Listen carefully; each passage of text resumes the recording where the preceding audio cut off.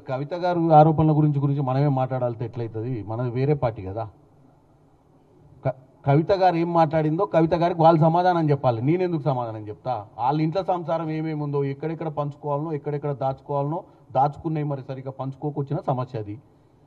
మరి వాళ్ళు మాట్లాడుకోవాలి, వాళ్ళు తీర్చుకోవాలి. దాని గురించి వేరే పార్టీ వాళ్ళు, వేరే నాయకులు ఎందుకు మాట్లాడతారు? వాళ్ళ సమస్యలు ఏందో తెలియదు. మళ్ళీ ఆమెను ఎప్పుడు ఏదో చదివినా నేను కూడా పేపర్లో, నేను పిలిచినా కానీ వెనక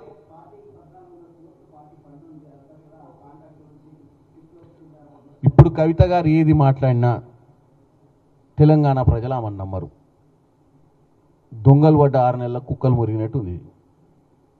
ఎందుకంటే ఆ రోజే కనుక దొంగతనం జరుగుతుంటే, ఆ రోజే కనుక కాంట్రాక్టర్ల దగ్గర దండుకుంటుంటే, ఒక ఉద్యమకారురాలుగా, ఒక జాగృతి నాయకురాలుగా బయటికి వచ్చి సమాజాన్ని కనుక ఆ రోజే ఆమె సమాజం దృష్టికి తీసుకొచ్చి సమాజంలో ఒక విజిల్ బ్లోయర్గా ముందుకు వచ్చి ఉంటే ఆమె మీద ఈరోజు డెఫినెట్గా ప్రజలకు ఒక మంచి అభిప్రాయం ఉంటుంది. ఎందుకంటే ఈ అప్పుల రాష్ట్రాన్ని కాపాడేది ఏది?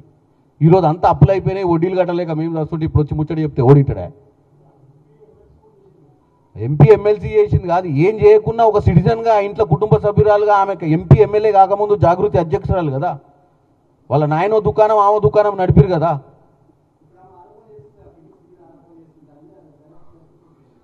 నేనేమంటున్నా, మేము ఆల్రెడీ జరిపిస్తున్నాం దర్యాప్తులు. ఇప్పుడే చెప్పిన సిబిఐ ఎంక్వైరీ ఇచ్చిన వాటి గురించి బీజేపీ వాళ్ళు పట్టించుకోవాలి. ఆమె కూడా సిబిఐ ఎంక్వైరీ ఇవ్వచ్చు, ఆమె కూడా అన్నీ ఇవ్వచ్చు తలుచుకుంటే. కాకపోతే ఇప్పటికైనా చిత్తశుద్ధితో చేయాలని కోరుకుంటున్నాం.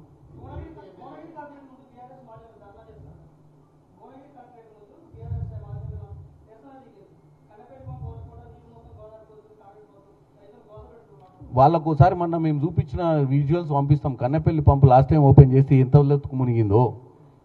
వాళ్ళ ఉద్దేశం ఏంటంటే, వాళ్ళకి ఏదో వాళ్ళ సార్లు చెప్తే ఉరికొచ్చి ఏదో ఆడ కూర్చొని ధర్నాలు చేస్తే సరిపోదు. దానికి ఓ టెక్నాలజీ, దానికి ఒక మన ఇంజనీర్లు క్లియర్గా చెప్పారు పరిస్థితి ఏందో, కింద ఉన్న పరిస్థితి ఏందో. ఉట్టిగానే పంపులు తెరిచి ఓ దాంట్లో పోతే అది కింద ఫౌండేషన్ స్ట్రాంగ్ లేని పోస్తే రేపు ఊర్లూరు కొట్టుకోపోతే వీళ్ళంతా ఎమ్మెల్యేలు పోయి అడ్డం పంతారు ధర్నాలకు పోయినట్టు నీళ్ళు.